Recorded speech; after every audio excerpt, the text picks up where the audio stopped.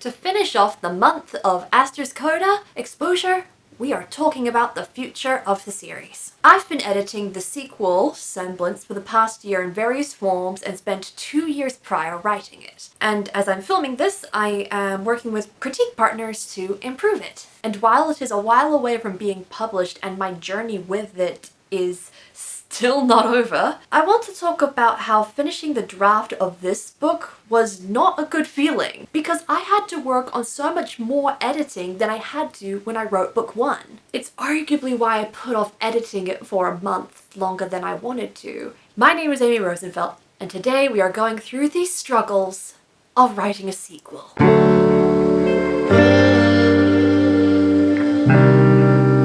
Struggles for authors who do write sequels will differ for everyone. Feel free to share your struggles down below in the comments if it is applicable, but these are ones specific for me. These range from things I found hard to things that I was desperately wanting to get right to things that were actually pleasant challenges. And as usual, I found 7 of them. Number 1, the re-establishment of the previous events. Jeez, that was a mouthful. This one is especially weird for me, because I hate diving into a book where I have read the previous book and still remember the events quite freshly, and then I get an info dump about the things that have previously happened. There are some very unusual ways that they come up. Like, the chain of thoughts is unrelated, but we need to know what happened previously for a little memory jog, you know? Doing organic info dumps at the start was so difficult that I rewrote my first chapter, or first 3 chapters in fact, 3 times or more. And now that it's with critique partners, I am really paranoid about that part in particular, especially when some of my CPs have not read my first book. I'm gonna be anxious about this in Semblance and other books in the future until the day I die. Because that info dump first chapter is such a pet peeve of mine. There are some people who have just done it so poorly that I want to write the antithesis of that. Lemony Snicket. Number 2, keeping the writing style. Yes, writing styles do change, but you don't want them to change too much. This is especially important for me because of 2 reasons. First is that my writing voice changes between major projects. My voice for ASTER'S CODA exposure is different from my voice for my fantasy romance, which is different from my queer high fantasy, which is different from my dark academia series. And even the short stories that I plan to write in the ASTER'S CODA universe, because they will be written in 3rd person, because they're not from Abby's perspective. The second thing is that characters develop, and characters are a core to my writing style. Most importantly, Abby's character, considering I'm writing ASTER'S CODA right now. Her emotions are core to her voice, as I explain a little bit in my video on writing first person. But to try to keep that consistent yet maturing is, yes, gradual and kind of subconscious, but also something very important for me that I pay a lot of attention to. More than I probably should. The last thing I want to do is pull a Victoria Aveyard and have Abby's personality completely change after a life-altering event or after something gets revealed, and thus having the style change. Number 3, details and consistency. If I had $1 for every time I went into my PDF version of ASTER'S CODA exposure and did a Control F search for writing Semblance, that would give me enough money for a month's rent. Forgetting details and not having an easy place to keep track of them and find them could very much be due to me not having a world Bible. Yes, I know. In my defense, I know I need to have one, but I can never find a system for a world Bible that works. A paper system didn't work. Google Docs didn't work. World Anvil didn't work. And it's honestly impressive that I remember so much on my own without a world Bible. But when I do forget, it is shameful because I dug this hole for myself. And like, making a world Bible seems so daunting because I'd have to compile so much in there, and instead of doing that, I could just be writing the next book. The only kind of planning and organizing that I like in the writing process is outlining. And yes, it's harder because I have 1 book published and that book is basically God. Like, everything in exposure now is canon that cannot be changed. And I do like it because it's helpful, but I also don't, because if I make mistakes in book 2 and publish them, then that's bad on my behalf. Womp womp. Number 4, tone. This is probably very specific to book 2 and something that I don't think I'm gonna have to deal with for the rest of this series. But it's a problem nonetheless. If I were to put my entire series on like a Save the Cat outlining beat sheet, book 2 would cover fun and games for like the first 1.5 acts, and then the rest of it would be the dark point after the turning point. I don't know if I tonally got that right, and that the transition between the two was good.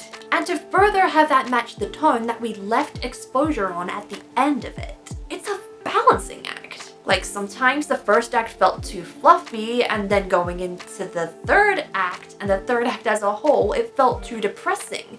Like I distinctly remember finishing the first draft of Semblance and just feeling very uneasy because the ending didn't sit right, and it was because the ending was too sad. And then I had to change everything surrounding that. It was genuinely mental. Because I thought I even outlined it right, but nope.